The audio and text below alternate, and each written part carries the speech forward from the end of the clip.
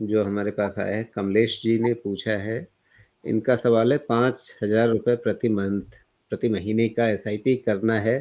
कौन-सा mutual fund लें या इंडेक्स फंड लें या निफ्टी ईटीएफ, इनमें से कौन-सा बेहतर है अगले 10 साल के लिए? तो समय इनके पास बहुत है, 5,000 रुपए इन्हें हर महीने लगाने हैं। म्यूचुअल फंड चुनना है या इंडेक्स फंड चुनना है या निफ्टी ईटीएफ चुनना है, ये सारे ही म्यूचुअल फंड ही हैं। ऐसा नहीं है कि इंडेक्स फंड कहीं और से चलता है या निफ्टी ईटीएफ कहीं और से चलता है। तो कमलेश जी, आप ये समझ लीजिए कि ये सब भी म्यूचुअल फंड ही है। तो शायद इनका मतलब होगा कि जो बाकी कैटेगरीज होती हैं इक्विटी में या किसी और तरीके की, इंडेक्स फंड हो या निफ्टी ईटीएफ हो, ये सब अलग-अलग कैटेगरीज हैं म्यूचुअल फंड की। उसी तरह की और भी कैटेगरीज होती हैं, लार्ज कैप होगा, कोई मल्टी कैप होगा, फ्लेक्सी कैप होगा।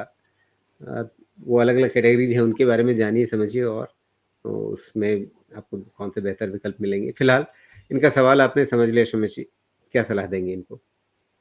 देखिए, बहुत ही सिंपल सी बात बोलूँगा, 10 साल के हिसाब से आपको सिर्फ़ और सिर्फ़ इंडेक्स फंड या इंडेक्स ईटीएफ उसमें रहना चाहिए। समझाता हूँ क्यों, एग्ज़ाम्पल के साथ।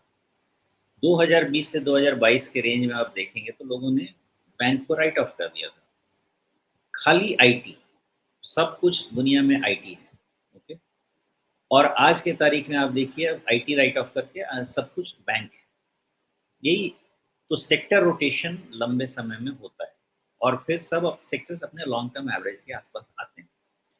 तो अगर हम एक डिफाइंड टाइम फ्रेम के हिसाब से काम करें, जैसे अगर आप राजीव जी के चैनल को पिछले 2 साल से देखें, तो हमने सेक्टोरल एक्सपोजर अपना बैंक में ज़्यादा रखा।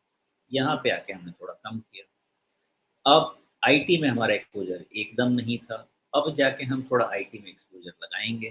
थोड़ा लगा रहे थे 50% के आसपास, लेकिन लोअर लेवल से था।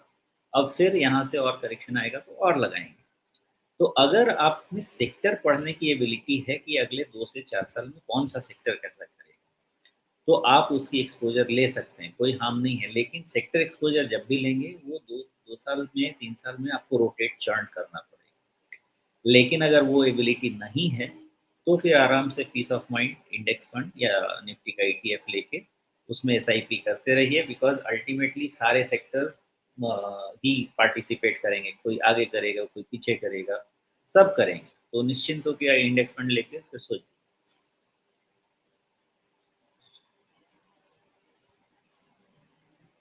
चलिए, तो आपको एक विस्तार से बता दिया गया कमलेश जी कि किस तरह की रणनीति के साथ आप म्यूचुअल फंड में पैसा लगाएँ तो बेहतर रहेगा।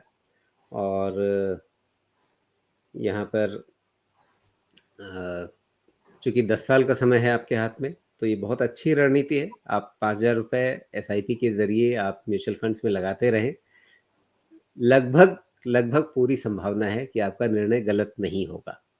मोटे तौर पे हम ये कह सकते हैं कि इसमें फंड चुनने में अगर आपकी थोड़ी बहुत गलती हो भी गई, देखिए आज की तारीख में कोई भी आपको ये नहीं बता पाएगा कि यहाँ से 10 साल बाद अगर हम वापस हिस्ट्री में लौटेंगे और देखना चाहेंगे कि अच्छा कौन-सा फंड लिया होता तो सबसे ज़्यादा फ़ायदा मिला होता, तो आज की तारीख में कोई भी एनालिस्ट, कोई भी विशेषज्ञ नहीं बता सकता है। ये जानकारी सिर्फ़ और सिर्फ़ भगवान के पास है कि 10 साल बाद सबसे ज़्यादा फ़ायदा कौन दे पाएगा। लेकिन मोटे तौर पे जो अच्छे विकल्प हैं, उनके लिए कैसे आप चुनेंगे इसके बारे में सोमेश जी ने आपको समझा दिए। आप सही जगह पर हैं, सही जगह नज़र है आपकी, गलत रणनीति आपकी नहीं है, जो सोचा है आपने ठीक सोचा है, उस रास्ते पे आप बढ़िए।